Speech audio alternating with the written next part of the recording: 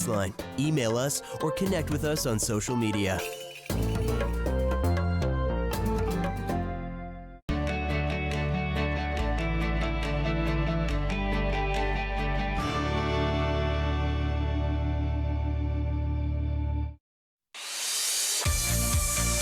Hi, I'm Sharon Skelly, host of Community Close-Up. Please watch us every week here on Rogers TV.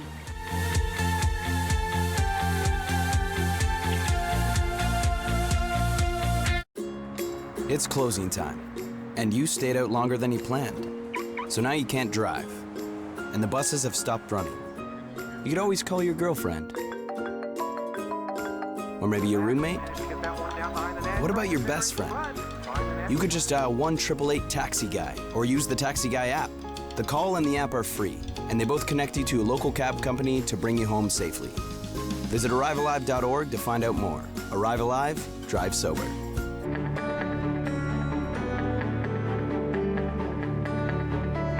This is Rogers TV, Grey County.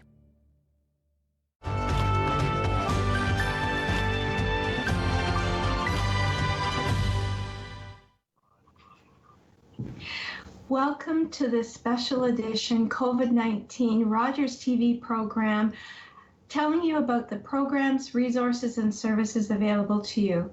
My name is Carol Merton, and I thank you very much for joining us today on this program. For those of you who've watched the program before, you will know that I like to spend just a few minutes at the beginning of the program to say thank you. In the past, I've certainly said thank you to our medical officer of health, the health unit staff, all of our front lines, certainly our healthcare providers, service delivery agents, truck drivers.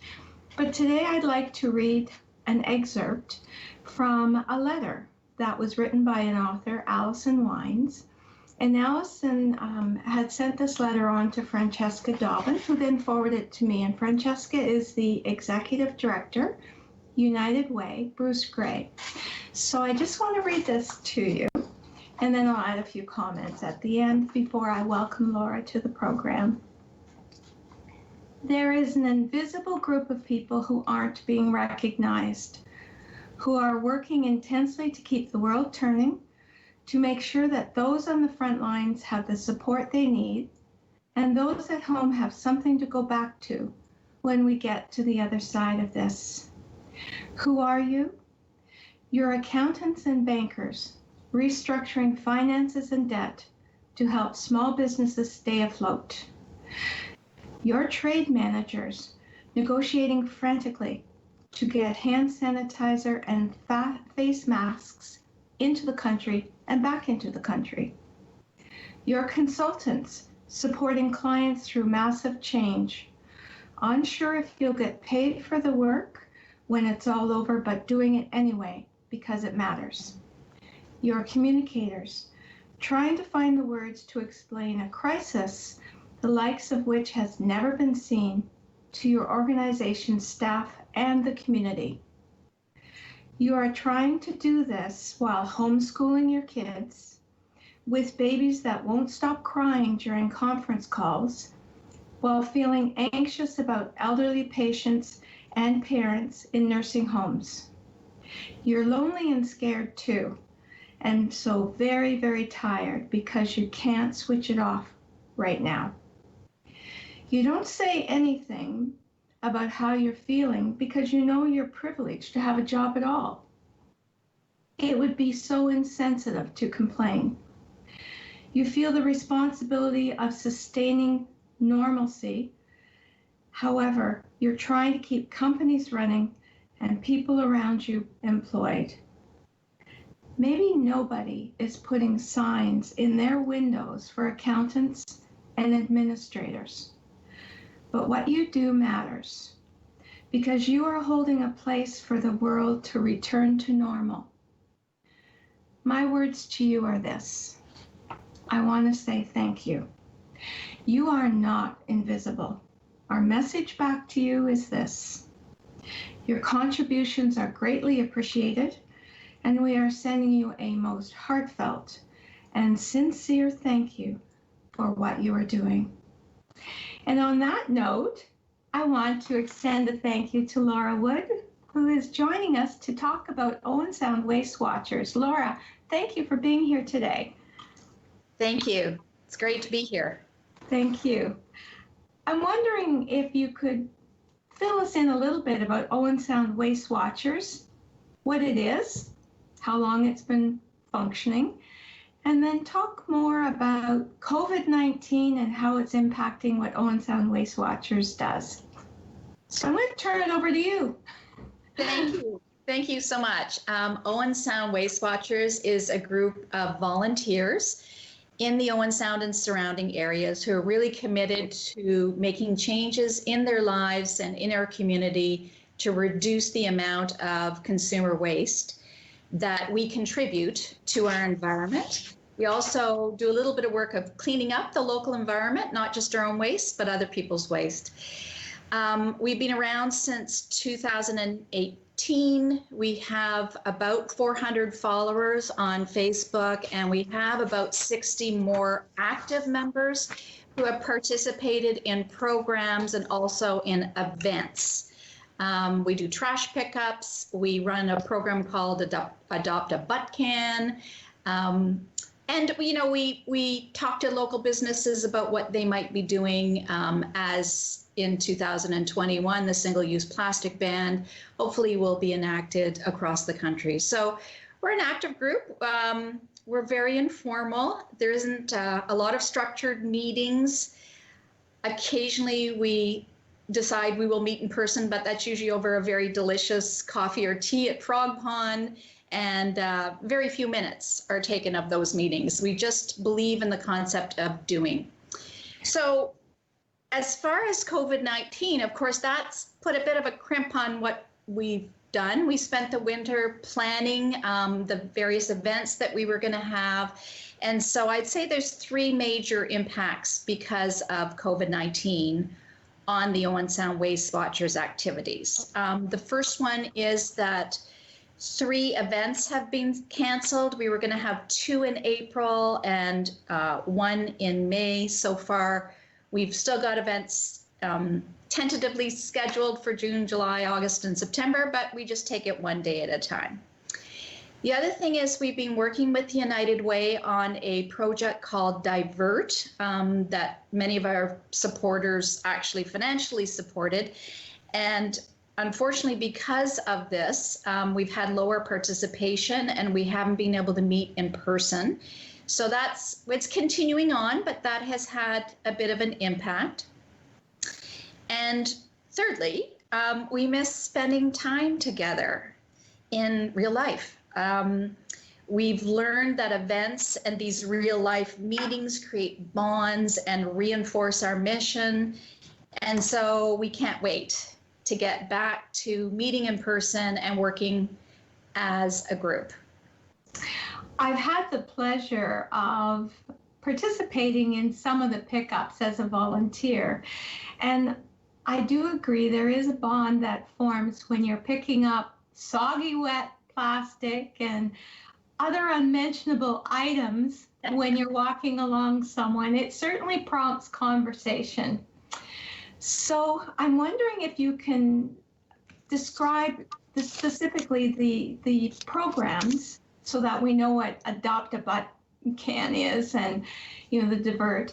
And then you've had tremendous success in the amounts that you picked up of butts and garbage. And I'm wondering if you can, because we're hoping, obviously, after COVID-19 settles, that those gains can continue. So if you don't mind spending a few minutes describing the programs and then also why it matters, what you picked up. Great, thank you. It all started with trash pickups, and one of the difficult things about trash pickups is you tend to focus on the litter aspect and the impact on the environment. And so there is twofold part of our program. One is to remove toxic waste that is not being removed by other organized organizations in a casual manner. by individuals. It's not certainly a structured program. And those toxic, what we learned through the program, the most major contributor to toxins is cigarette butts. And so as a result, and sorry, let me interject, that's about 90% of what we pick up when we go to these pickup events. When we count every single item and we classify it, I'm a bit of a numbers nerd, so we figure out what is recyclable, what's not recyclable, and very quickly our eyes were open to that. So we actually got tomato paste containers from our local pizza that use it to make lovely pizzas, and we cleaned them out and we made these cute little butt cans, and we started a program called Adopt a Butt Can, and we just put them out on the streets of Owen Sound. Didn't ask anybody. And we left them there, and then we occasionally go around and we empty them out. And the interesting thing is we found a company that recycles cigarette butts. Normally cigarette butts would go either down the drains and into our sewer system or into landfill, and both can cause a lot of pollution to our natural environment.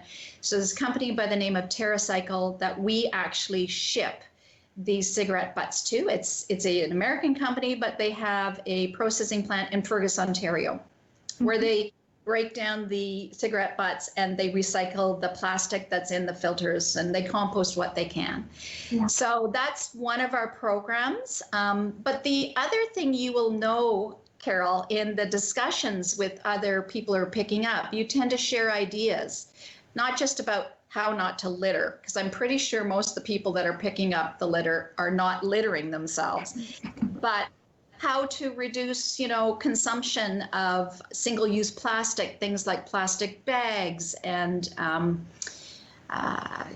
disposable coffee cups and utensils and straws and all of those things. So that's really the focus of our group. It's not about picking up litter, because we actually do have city employees that do that. We have receptacles, but it's a group activity where we can pick up the things that are not currently being picked up.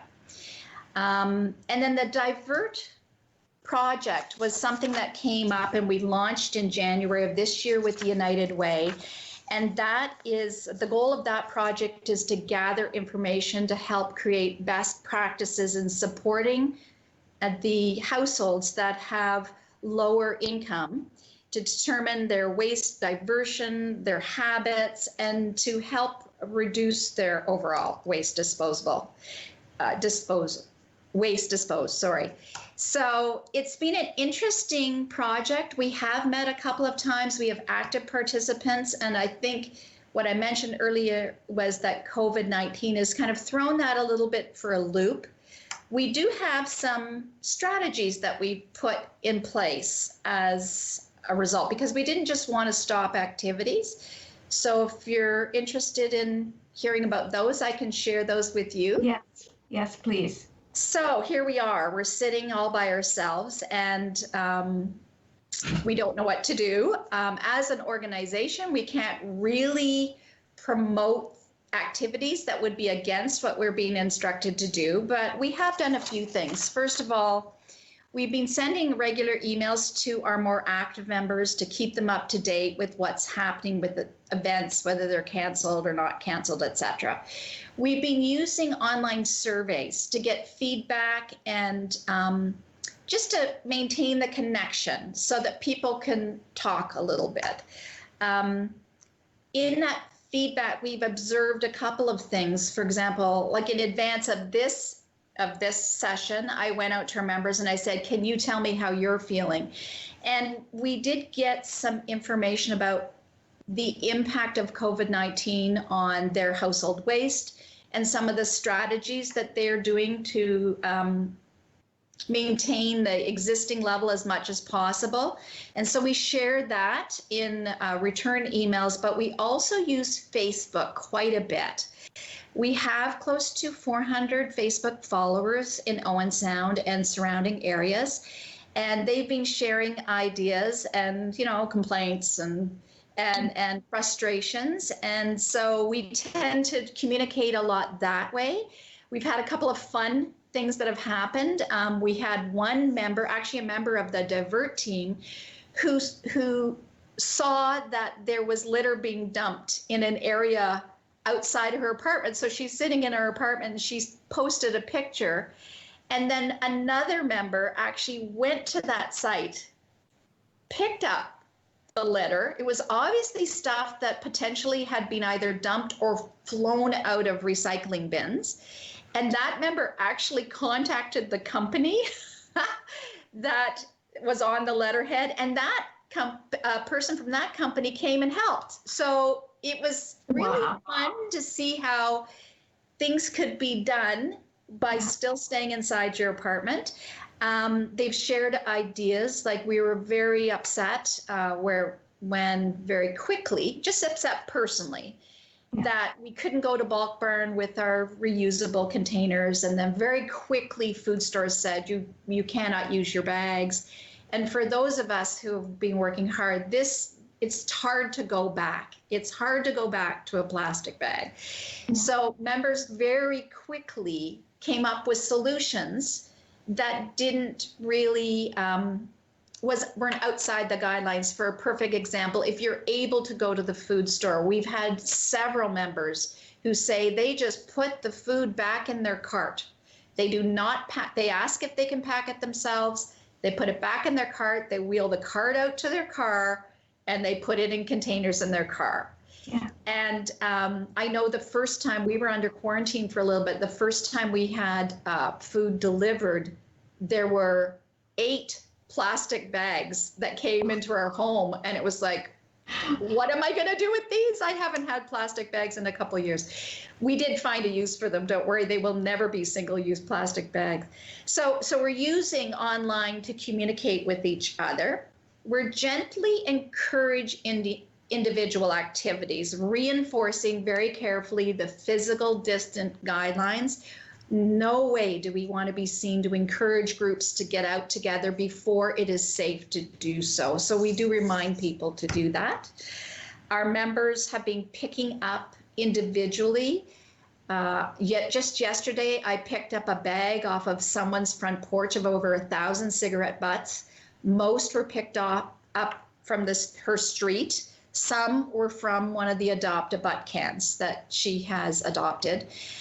We have a few out there. We will be putting more back out on the streets of Owen Sound shortly in areas where they don't have city receptacles. The city did respond very well last year and installed, I believe, a dozen or so receptacles where they empty them, and then we help them get them recycled through TerraCycle. So we're so thankful for that, but there are some gaps. And so we're going to put some little butt cans out there. Let's see. And then the other thing that we're going to try to do is in May, we're going to try to have a virtual, what we call Talking Trash Social. So what we typically do is we go, I'd say a couple of times a year, we go out and we pick up trash, and then right afterwards, we gather in a local area and we share ideas, and sometimes we have speakers. So we're just kind of working on that right now. In my other life, I have used Zoom for several things. So we're going to try to use Zoom for that. And, it may just be a couple of us, but what we've learned through our organization is that I will learn from one other person, and that person will learn from a third person. And so if it's just a couple of us, I think it's going to be very worthwhile. So those are kind of the strategies we've been putting in place. So it sounds like even though COVID-19 has placed significant restrictions on people, Owen Sound Waste Watchers is still able to do initiatives respecting the physical distancing. So people are still going out and picking up cigarette butts. They're still going out and picking up garbage, but they're not going together. They're going separate. Right. That's really, really important. One of the things I wanted to mention was that we were very busy early this year, and maybe late fall, I can't really remember, trying to find a replacement for the refillery, which had closed from Naked Basics, and many people had become used to being able to take their own containers to that location for all sorts of, makeup and shampoo and conditioner and cleaning supplies. And when that closed, it was a real shock to the system. So we talked to a whole bunch of different businesses, and one in particular, Owen Sound Wellness, that is on, I believe, 8th Street, just near 2nd Avenue East, stepped up. Winifred, Willicott. I'm sorry. Yes. So Winifred stepped up and said she would do it. And so it was all arranged. And then the day it was going to be launched, we had a huge snowstorm. And so we had to cancel the launch.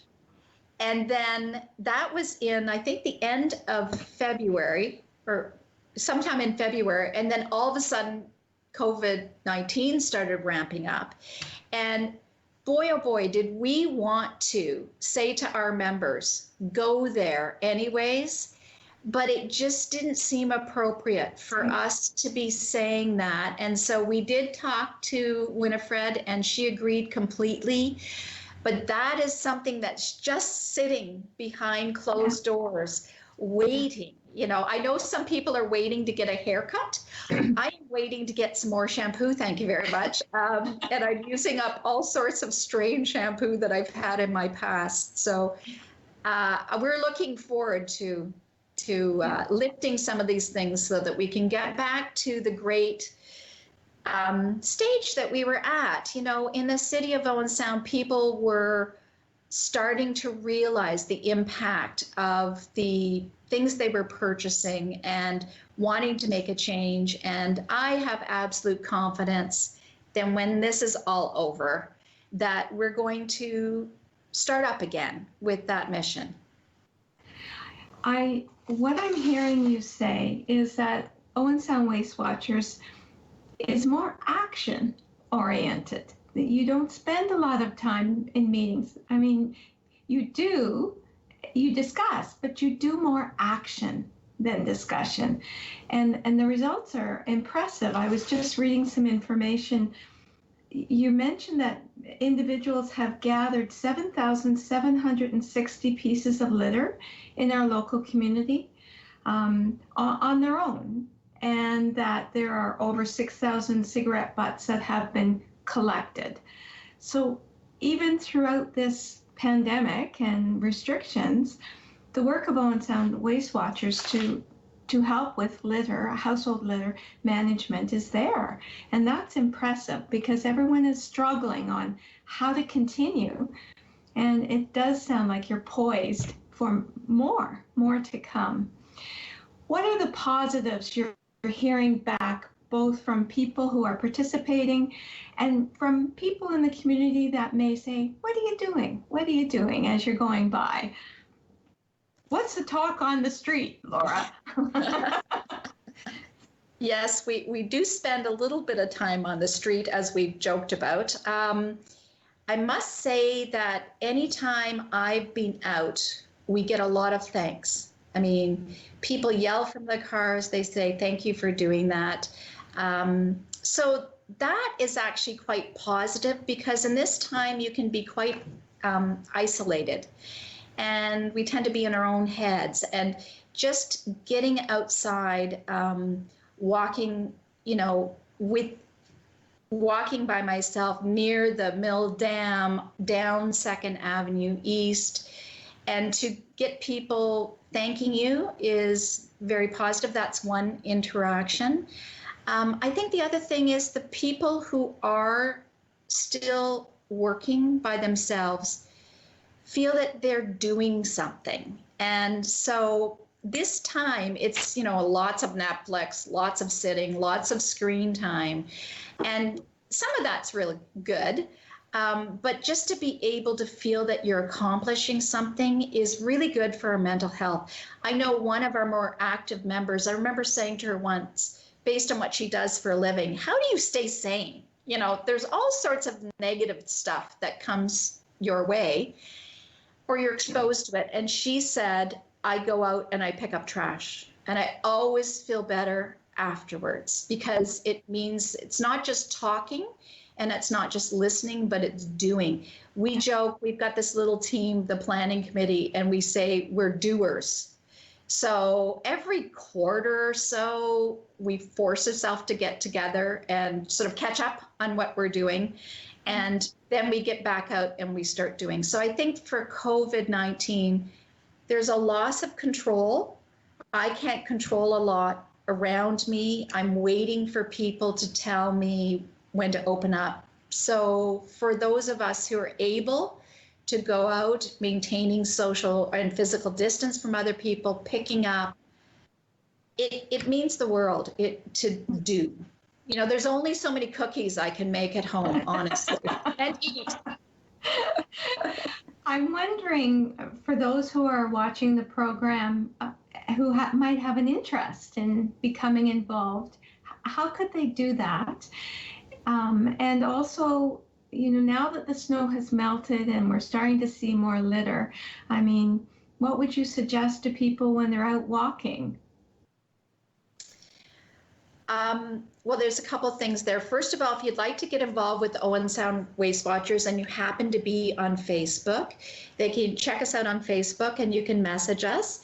Our email address is on the Facebook page. We don't have a telephone number. We're just a small group, but we do have our own email, which is oswastewatchers@gmail.com.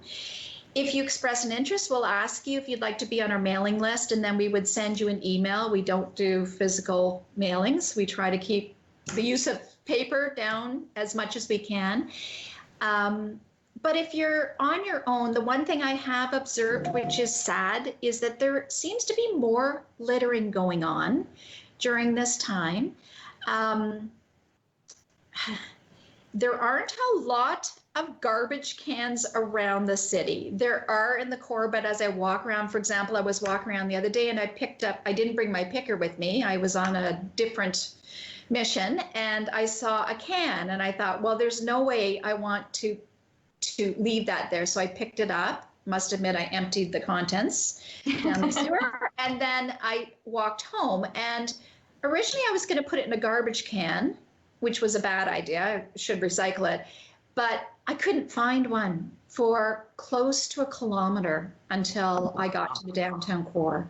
A lot of the area. So I'm not saying that's why we have litter, but there is a lot of litter, lots of plastic gloves, some face masks, which is very sad. I would encourage you, when you go out, just take a bag with you. Make sure you have plastic gloves. And after you pick up something, don't touch your face. You know, the thing about COVID-19 is plastic gloves are wonderful. I use a thicker pair of plastic gloves, and when I come into the home, I wash them just like I wash my hands. I do not use plastic gloves once. I buy thicker ones. I use them over and over again. And then just tuck it in your garbage if you need to. I put the stuff that's going to be recycled in my recycling. I'm measuring my garbage, so I'm not real keen on putting it in my garbage, but I do. And every little bit helps, you know? Yeah. And, you know, Laura, I think that's the message we want to give to our audience. Every little bit helps. Our time is up. It's just flown by. Thank you so much for joining me today. And thank you to the viewing audience for joining us here on Rogers TV to learn more about services and resources available to you. Take care, stay safe, and care for each other.